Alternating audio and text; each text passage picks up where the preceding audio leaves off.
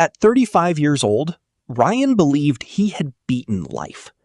While everyone else sat in traffic, answered emails, and waited for weekends that disappeared too quickly, Ryan was retired. Completely retired. No alarm clocks, no meetings, no boss, no stress. At least, that's what he told people online. Every morning, he posted the same kind of photos.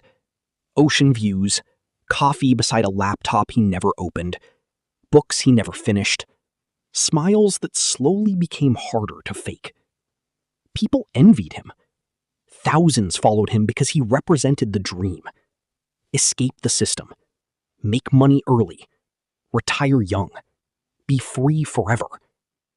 But nobody saw what happened after the camera turned off. That's where the real story begins. Ryan hadn't always been rich. At 22, he was obsessed with escaping poverty. His father worked construction until his body broke down. His mother cleaned hotel rooms for 20 years. Ryan grew up watching exhaustion destroy people. And he made a promise to himself. I will never live like that. So while other people partied in college, Ryan disappeared into work. 3 jobs, 4 hours of sleep, endless side hustles, crypto, stocks, online businesses. He became addicted to one idea: freedom. Not happiness, freedom. Because in his mind, freedom meant safety, and safety meant he would never end up like his parents. By 35, he had made millions. Not billionaire money, but enough. Enough to never work again. The internet loved him. Bro won life. This is the dream. You escaped the Matrix. Ryan started believing it too. At first, retirement felt incredible. For the first few months, life felt like vacation. Travel, luxury resorts, perfect sunsets, no responsibilities. But slowly, something strange started happening. The days began blending together. Tuesday felt identical to Saturday. Morning felt identical to night.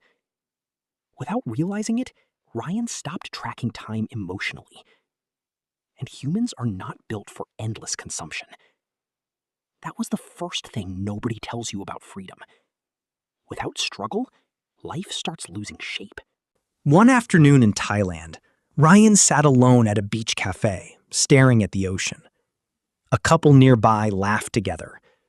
Digital nomads typed on laptops. Friends planned adventures. And Ryan suddenly realized something terrifying. Nobody actually needed him anywhere. Not emotionally, not professionally, not personally. For years, he thought work was the prison. But now he understood something worse. Purpose had disappeared with it. The truth hit him slowly. He hadn't retired from work. He had retired from becoming someone. And that realization terrified him. At night, the silence became unbearable. So he distracted himself. More travel, more luxury, more scrolling, more dopamine. But distraction stops working eventually. That's the dangerous thing about empty freedom. At first, it feels peaceful. Then, it becomes isolation. One night, he opened social media and saw an old friend posting photos from a hospital. The friend looked exhausted. Tired eyes, messy hair, holding a newborn baby. But despite the exhaustion, he looked alive. The caption read, "Hardest season of my life, but also the most meaningful." Ryan stared at the screen for a long time because he couldn't remember the last time anything in his own life felt meaningful. Comfort? Yes. Easy? Definitely. Meaningful? No. And suddenly, the life he once envied began feeling strangely empty. Then came the moment that changed everything. Ryan flew back home after almost 3 years abroad. His parents had aged dramatically. His father walked slower now. His mother repeated stories because her memory was fading. One evening, Ryan sat beside his father in silence. The old man looked at him and asked softly, "So, what do you do all day?" Ryan laughed awkwardly. "Whatever I want, I guess." His father nodded. But then he said something Ryan would never forget. "That sounds nice for a week." Silence filled the room. Then his father continued. "Men need responsibility, son.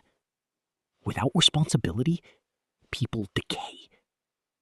The words hit Ryan harder than any business failure ever had. Because deep down, he knew it was true. For years, he had chased escape so aggressively, he never stopped to ask what came after escape. The next morning, Ryan did something he hadn't done in years. He applied to work somewhere. Not because he needed money, because he needed purpose. Months later, he began mentoring teenagers from low-income families, kids who reminded him of himself, lost, hungry, desperate to escape life. And for the first time in years, Ryan felt present again. Not while lying on beaches, not while posting photos, not while chasing passive income, but while helping another human being believe their future mattered. That's when he finally understood the mistake that nearly destroyed him. Retirement wasn't the dream. Meaning was. And maybe the saddest part of modern life is how many people spend decades chasing freedom without realizing they're actually searching for purpose.